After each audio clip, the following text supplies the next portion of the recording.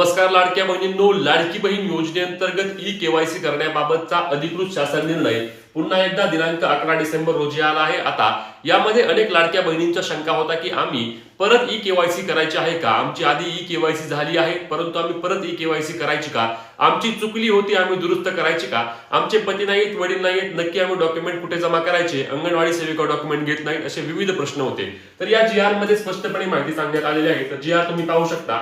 तर या जी मध्ये काय सांगितलंय ते लक्षात घ्या.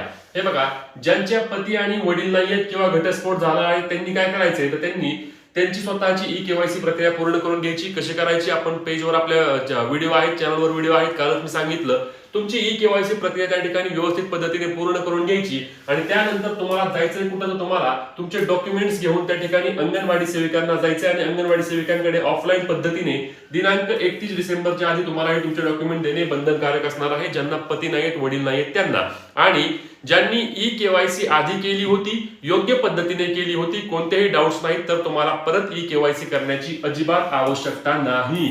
ज्यांची ई केवायसी चुकली होती, प्रश्न निवडताना चुकलं होतं किंवा त्या ठिकाणी जात प्रवर्ग चुकीचा होता, तर त्यांनी त्यांची ई केवायसी परत करू शकता. एवढंच काय ते जी मध्ये आहे. बाकी जास्त डोकं लावू नका आणि महत्वाची अपडेट शेअर करायला आणि अशाच कामाच्या माहिती अपडेटसाठी पेजला फॉलो आणि चॅनलला सबस्क्राईब करा. जय महाराष्ट्र.